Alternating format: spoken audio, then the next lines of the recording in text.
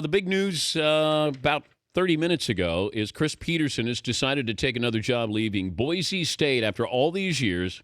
He's going to the University of Washington. Not a done deal yet, but let's bring in Andy Staples, the great college football writer from Sports Illustrated. You believe this is going to happen, Andy? I don't see a lot of people up and denying it, which usually if it's not going to happen, you get a lot of denials pretty quick. But I've been on Jameis Winston duty, so unfortunately I'm not very plugged in on that situation. But it makes sense to me. People always said, well, what about Peterson in USC? What about Peterson in Texas? I don't think the guy wants to go to a pressure cooker like that. Do you think he got the offer to coach at USC or took his name out because he didn't get the offer? I think that was choice B from what I heard. Too. Yeah, I do too. But here's the thing about Chris Peterson. I remember I covered their game against Oregon State. I want to say it was 2010. It was the year that they lost to Nevada and were very high up in the rankings, and that was probably their biggest out of conference game. It was game day was there, everything, and I remember him complaining after the game about the quote unquote. I didn't think he used this word, but the crush of media at that game. And I looked around the press conference, and it's like, this is like half the people that would be at the Alabama-Georgia State game. So I'm not sure this guy wants to go to a major football factory.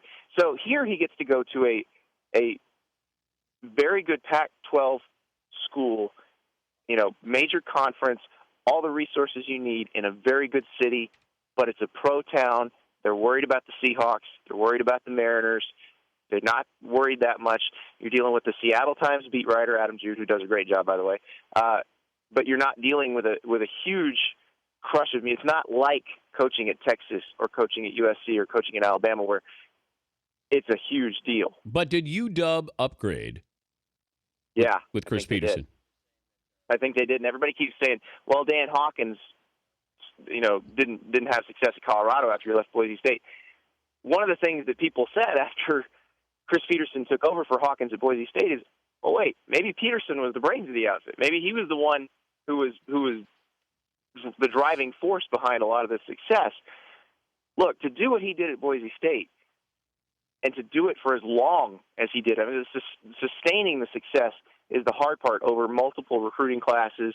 It's not easy, but it's more likely that you are going to catch lightning in the bottle with a great recruiting class and have a couple good years. He spread that out over about 5 years where they were unbelievably good and great on defense. Everybody talks about the trick plays, but their offense fundamentally would just hit people in the mouth. And they were going up against good power conference teams and playing toe-to-toe with them despite a lot of recruiting disadvantages. So you put him in Washington where there's not a ton of players in the state of Washington, but you can go down to L.A., you can go down to the Bay Area and get players to come up. And Seattle's a great town. It's an easy town to recruit to. I think it's a good spot for him. He's Andy Staples, Sports Illustrated college football writer. You were in Tallahassee for the Jameis Winston press conference. What was your takeaway from this? That they're not really a ton of great answers. The state attorney's job was to figure out, do I have a case that if I prosecute it, can I probably get a conviction? And the answer to that was a resounding no. If you look at the documents that were released yesterday by the Tallahassee Police Department, the woman's story changes a bunch of times. There are gaps in her memory. It's refuted by witnesses. Now, people will say, well, those are his teammates and his friends. Of course, they're going to back him up. But if you look at all the other stuff, you see why there's no way they would have brought charges, because you can see where a defense attorney would have poked a lot of holes in the stories. But it doesn't make Jameis Winston look like a great person either. And so that's something that he's going to have to deal with going forward. This is the type of thing where a lot of dirty laundry gets aired, and it's something that kind of smears everybody along the way. What about for the Heisman Trophy? I'm a voter, but we're supposed to look at integrity. And I said that's so vague. I don't know what that means in the context of voting for somebody off the field, somebody I'm not around, don't know. Yep. Well, and that's the thing. The mission statement mentions integrity. Yep. The ballot doesn't. The ballot says choose the most outstanding player. And my thing is, if you're going to vote on integrity, well, we don't know all these guys. None of us knows all these guys. We don't know what they're like off the field. You can't make that judgment just because one guy's had his dirty laundry aired. And that's the problem. I mean, you can't really compare these guys because we don't know them. I mean, I get to talk to a lot of these people. I know them probably a little better than most voters do, but I don't know them. I know what they want me to see when I'm there to write a story on them. Yeah. And it's a very different thing than what someone actually is in their day-to-day life. You going to vote for him? I don't know yet. Ballots due Monday. I don't want my vote taken away, Dan. Come on. I know. I was told not to talk about it, but it's difficult. It's 3 hours, No, and we spend so much time on it. It is really hard to deny the idea that he's the most outstanding player in the country. He has been phenomenal this year. And you can make arguments for other guys, but the fact of the matter is Florida State had a first-rounder at quarterback last year, E.J. Manuel, and he had all the same people around him, and he didn't have the kind of success Jameis Winston had.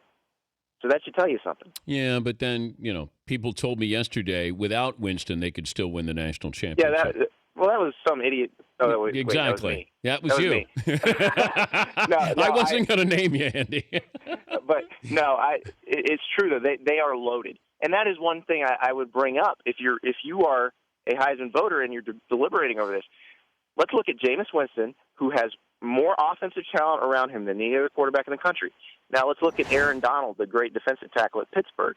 Had a season about as good or maybe a little better than Ndamukong Suh at Nebraska in 2009. Is it Aaron Donald's fault that he had 3 different head coaches who failed to put talent around him? Well, he's not going to get any attention at that position. It's just not going to happen nowadays. No, these kids at quarterback are going to get all the attention. Running backs aren't going to win the award. Wide receivers are. It's a quarterback-driven award. Oh, it is, and that bothers me too. Most outstanding doesn't mean most outstanding at one position. But the fact of the matter is the quarterback has the ball in his hands every play. He has the best chance to make an impact on the game every play. All right, let me get to these games this weekend real quickly. Where's the upset going to happen? Well, I don't think the SEC can have an upset. I think those 2 teams are too evenly matched.